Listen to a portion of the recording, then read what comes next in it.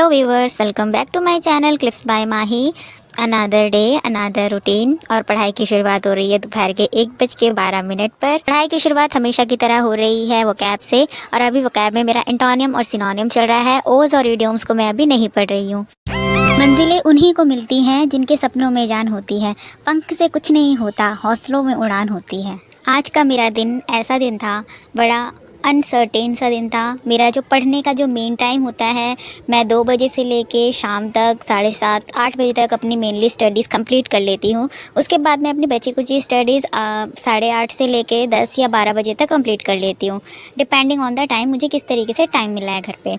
But majorly मेरा जो time होता है वो 2 से लेकर शाम तक की होता है। लेकिन आज मुझे ऐसा हो गया कि मेरे को उसी टाइम पे बाहर जाना पड़ा। मैंने बस इंग्लिश पढ़ी थी, वोकैब 1 घंटा किया था और कुछ एरर फाइंडिंग किए थे पिनाकल की बुक से। उसके बाद मुझे बाहर जाना पड़ा और मैं वहाँ से वापस आई हूँ 6:30 बजे। और आज मेरा पूरा दिन ऐसा डावाडोल हो गया, कुछ समझ नहीं आया कि अब क्या करना है। तो फिर आई डिसाइडेड नहीं, अब पढ़ना शुरू कर। अब ज़रूरी तो है नहीं कि सारे दिन एक ही जैसे जाएँ हमारे। कभी हमारे से कुछ और चीज़ की रिक्वायरमेंट होती है, कभी हमारा दिन हमसे कुछ और मांगता है, तो हमें तो वो करना ही पड़ेगा। आज मुझे बाहर जाना पड़ा तो मैं बाहर चली गई, लेकिन आने के बाद 6:30 बजे मैं रिटर्न आई और मैंने 8 बजे के अराउंड अपनी पढ़ाई शुरू कर दी थी। क्योंकि हमारा मेन फोकस है कि हमें किसी भी तरीके से अपनी पढ़ाई को करना है, चाहे कोई भी काम क्यों ना आ जाए। और अभी बज रहे हैं 7:57 PM। 1 आवर 38 मिनट पढ़ के गई थी और आने के बाद फिर मैंने इंग्लिश को नहीं पढ़ा। इंग्लिश में मेरा अभी एक सेक्शन रिमेनिंग था, क्योंकि मुझे एक चैप्टर पढ़ना था आज के दिन में, बट मैंने आज उसको नहीं पढ़ा। मैं जब शाम को आई तो फिर मैंने साइंस पढ़ा। बायोलॉजी में मैं फॉलो कर रही हूँ राधिका मैम को। अभी मेरी उनसे 3rd क्लास चल रही है, कार्बोहाइड्रेट्स एंड वाइटामिन। मैंने मैम से एक बार बायोलॉजी क्लास पूरी तरीके से ले ली है, 22 उनकी क्लासेस हैं, लेकिन मैंने उस टाइम पे नोट्स नहीं बनाए थे और अभी मैं बना रही हूँ उनसे नोट्स क्लास के साथ साथ। और अभी मेरी 3rd क्लास चल रही है। अभी मेरी रिवीजन भी होती जा रही है, नोट्स भी बनते जा रहे हैं। विटामिन भी 2 तरीके के होते हैं, एक विटामिन जो सोल्यूबल इन वाटर और दूसरा होता है soluble in fat. Soluble in fat जो होता है कीड़ा, और सोल्यूबल इन जो वाटर होता है उसे कहते हैं बी एंड सी। कीड़ा से होता है विटामिन के, विटामिन ई, विटामिन डी और विटामिन ए। विटामिन ए हमारी आंखों के लिए यूज होता है। हम उसको हिंदी में जैसे लिखते हैं ना आंखें, तो उसे याद रखेंगे विटामिन ए से आंखें। जब इसकी कमी हो जाती है, जब विटामिन के लास्ट है फैट सॉल्यूबल का, इसमें हमारी ब्लड क्लॉटिंग बंद हो जाती है। जैसे कि अगर आपको चोट लगी है तो आपके खून के थपके नहीं पड़ेंगे और वो ब्लड हमारा बहता जाएगा। सेकंड कैटेगरी ऑफ विटामिन है जो सॉल्यूबल इन वाटर होते हैं, उसमें vitamin B and vitamin C आते हैं। विटामिन बी के vitamin B1, B2, B3, B5, B6, B7, B11, B12 इस तरीके के इसमें 12 तरीके के विटामिन को उसको डिवाइड किया गया है। बी के अलग अलग डेफिशिएंसी और अलग अलग सोर्स ऑफ फूड है। और लास्ट में आता है विटामिन सी, जिसका दूसरा नाम है एस्कॉर्बिक एसिड। इससे होती है स्कर्वी, जिसमें होता है स्वेलिंग ऑफ गम। क्लास हो गई है पूरी, ये डे 3 था और अभी हो रहे 9:54। अब मैं आपको अपना 3 hours 35 मिनट साइंस हो गई है, इंग्लिश हो गई है, टाइम हो रहा है 9:55 PM 13 फरवरी। अब हम इसको करेंगे स्टॉप। इसके क्लास के बाद मैं गई डिनर करने के लिए, और जो थोड़ा बहुत नीचे का काम था वो कर लिया घर का। उसके बाद फिर से मैं आ गई थी क्लास लेने के, और अभी 11:08 हो रहे थे। अब मैं पढ़ूंगी हिस्ट्री और ज्योग्राफी। कंटिन्यू करते हैं और देखते हैं कब तक हम इतना अचीव कर पाएंगे। वैसे तो मैं 6 आवर स्टडी चैलेंज कर रही हूँ, जिसमें से 3.5 घंटे हो चुके हैं। 2.5 घंटे रहते हैं, 2.5 घंटे में ख़त्म कर। अभी मैं पढ़ रही हूँ करंट में डेली 10 पॉइंट पढ़ रही हूँ। 150 प्लस इसमें पॉइंट लिखे हुए हैं। और आज मैंने कल भी मैंने 30 पॉइंट पढ़े थे। आज मेरे को उसके ना बहुत सारे नाम ऐसे हैं जो मुझे याद नहीं हो रहे, जैसे कि देवाजी सिकाई को BCCI का सेक्रेटरी बनाया गया, ज्ञानेंद्र शर्मा को CRPF का सेक्रेटरी बनाया गया है, और किन किन को मेजर ध्यानचंद अवार्ड मिला। इन सबके जो नाम है, जैसे मनु भाकर, डी गुकेश, हरमनप्रीत, प्रवीण कुमार, मुझे इन सबको ना उनके नाम याद करने। जैसे ये खिलाड़ियों के नाम तो मुझे याद हो जा रहे, लेकिन ये जो सेक्रेटरी वगैरह है ना, ये सब याद नहीं हो रही। तुहीन कांता को रेवेन्यू सेक्रेटरी बनाया गया है, महेश कुमार को BSF का सेक्रेटरी बनाया गया, मतलब DG बनाया गया है, डायरेक्टर जनरल। तो ऐसे जो नाम है ना, जो अपॉइंटमेंट्स है, ये मुझे याद करने में मुसीबत आ रही है।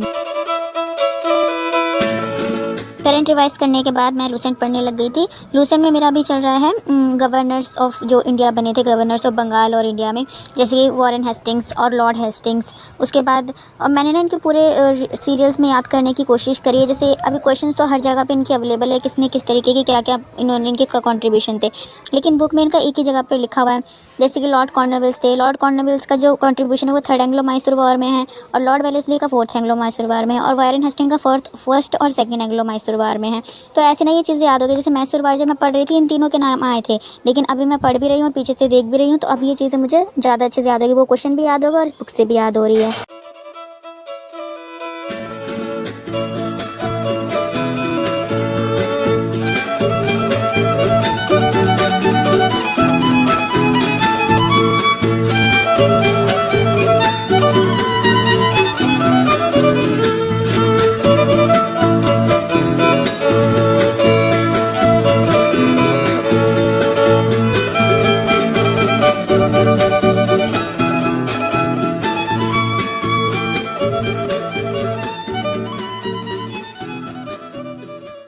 और वैसे मेरा लूसेंट में जो टॉपिक चल रहा था वो 1857 का चल रहा था, बट मैंने आज गवर्नर जनरल ही पढ़ा क्योंकि बीपीएससी की बुक से मेरा गवर्नर जनरल वाला पोर्शन चल रहा था।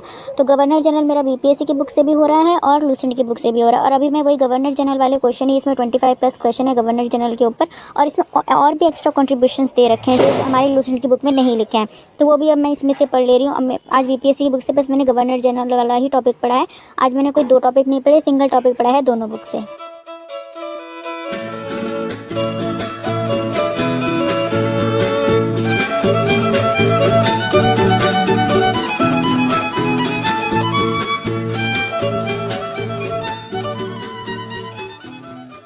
And last subject of the day is geography, और ज्योग्राफी में ओशनोग्राफी चल रही है।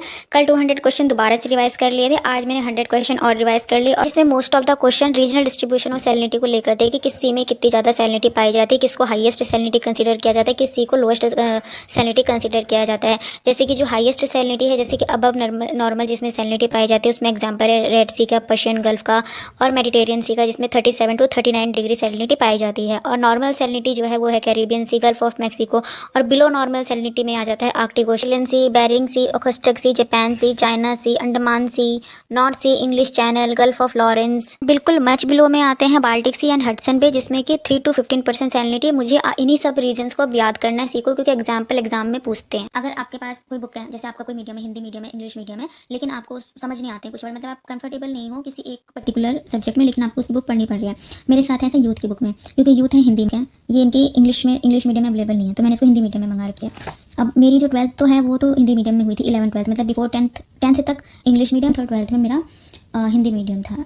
उसके बाद फिर मेरा इंग्लिश मीडियम हो गया। ये देखो, ये है गूगल लेंस। जैसे कि आप हिंदी की बुक है, आपको कुछ समझ में नहीं आ रहा है कि कैसे क्या करना है, तो आप क्या कर सकते हो, लेंस ओपन करो। ये देखो, इसमें ना नीचे ऑप्शंस दे रखे हैं, ट्रांसलेट करना है, सर्च करना है, इन दोनों में आपके पास ऑप्शन है।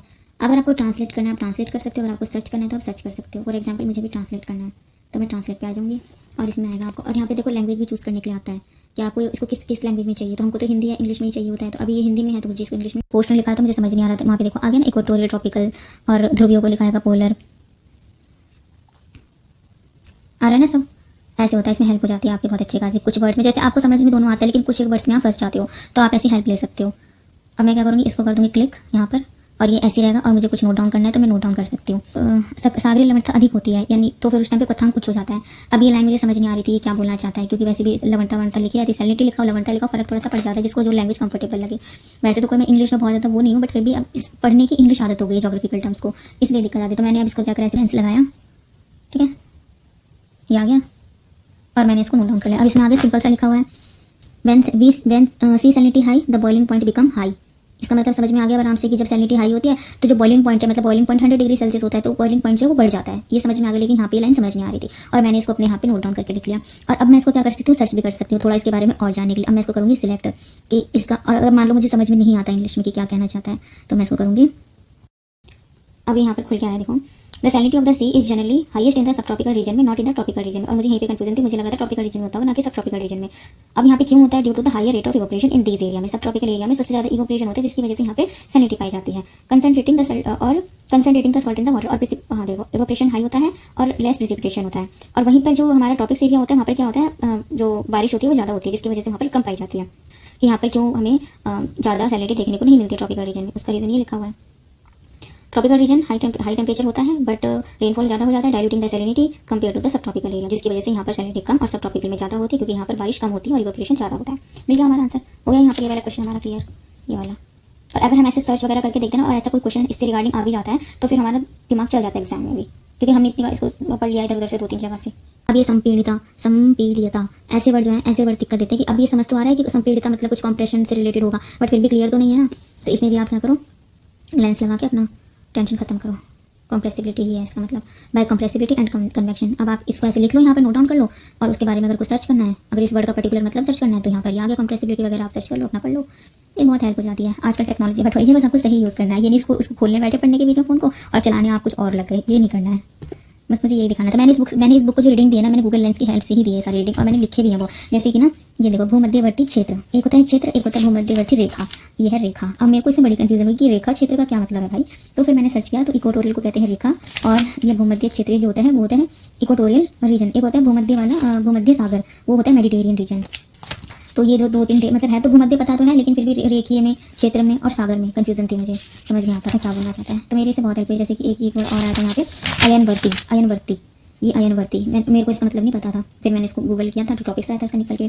और मैंने ऐसे में बहुत सारी चीज़ें लिखी हुई हैं। ये समवाह गति, अब समलवण तो मुझे समझ में आ रहा है कि आइसो हेलाइन की बात कर रहे हैं, समताप समझ में आ रहा है, आइसो टेम्परेचर की बात कर रहे हैं, आइस ठीक है। फिर उसके बाद आइसोनेफ समझ में आ रहा है, बट ये मेरे को नहीं समझ में आ रहा था समवाह गति रेखा को क्या बोलेंगे, तो मैं इसको गूगल कर लिया। समताप आइसोथर्म हो गया, आइसोहेल हो गया, आइसोनेफ हो गया, जिसमें समान बादल होते हैं, नेफ हो गया। एक बार पूरा लेंस लगा के पढ़ रखा है, मतलब ऐसा नहीं कि क्वेश्चन पे लेंस लगाया था, ऑफकोर्स जो समझ नहीं आ रहा था उस पर लगाया था। हो गई है आज की पढ़ाई खत्म। रात के 2 बजे तक 6.5 घंटे की पढ़ाई मैंने कर ली थी। That's it for today. Thank you for watching, thank you for giving your valuable times to my video.